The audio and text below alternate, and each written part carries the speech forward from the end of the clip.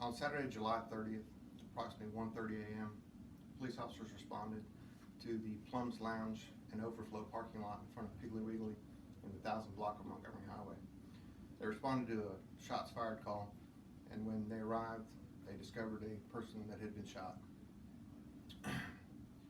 Deceased on the scene was Christopher, also known as Chris Bailey. He'd been shot 5 times.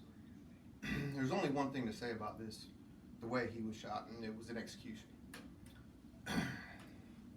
He was shot twice, once in the arm, once in the leg. He fell to the ground, and the suspect, excuse me, Brandon Allen Ransom, stood over and shot him 3 more times. Investigators assigned a warrant against Mr. Ransom and are currently seeking his whereabouts. Anyone with information on the whereabouts of Mr. Ransom is urged to call the Dothan Police Department or Crime Stoppers. 1 count of murder with a no bond. You guys have any questions? I know the other morning the police were real quick on the scene from when the call came in. Did that help in solving it of who it was? Police were there within a minute of the call. From that, they were able to locate witnesses fairly quickly who were willing to speak with us. So, in short, yes, it did help.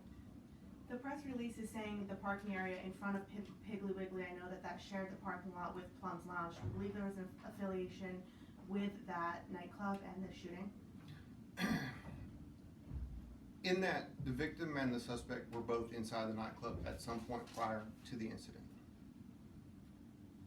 Was it a direct result of the club? Probably not. Do we know the circumstances leading up to the shooting? Was it a fight, argument, something like that nature?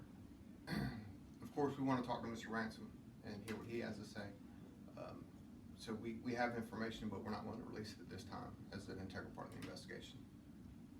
You said you're still searching for him at this time? That is true. Does that likely go to motive? Can you say anything about motive at this point?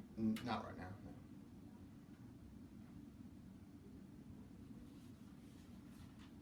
no. Does this man have any prior, anything prior on his record? Which man?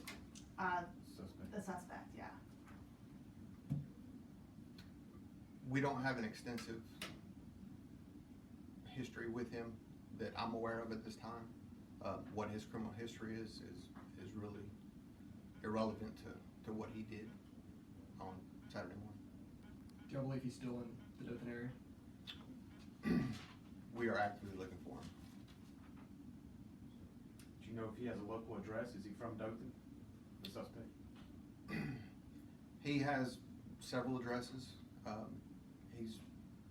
I don't know where he's from. We know he has ties to this area as well as other areas, and all avenues are going to be exhausted in locating him.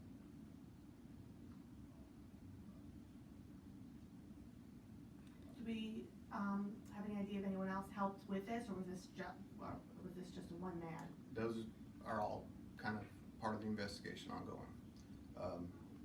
There may be other arrests in the future related to this. There may not be. We don't know at this point.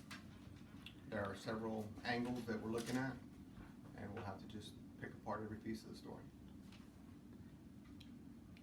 Can you say if anything if your investigation showed if anything was stolen from the victim during the commission of the homicide?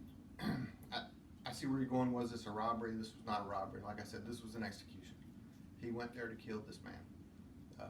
And what we have is a young man that was out for an evening on the night and was killed, brutally murdered. This wasn't an accidental shooting. This wasn't like, I'll take a few pot shots at somebody. He meant to kill him, and he did. If you're speaking directly to him right now, what's his best course of action to turn himself in? If I could say one thing to Mr. Ransom, I said, get yourself to a law enforcement facility immediately, turn yourself in. The only thing between you and jail is a little bit of time. And to his family and relatives that are cover for him, could they face criminal charges if they don't cooperate? Anybody that hinders, or harbors, or aids Mr. Ransom in any form or fashion will be prosecuted.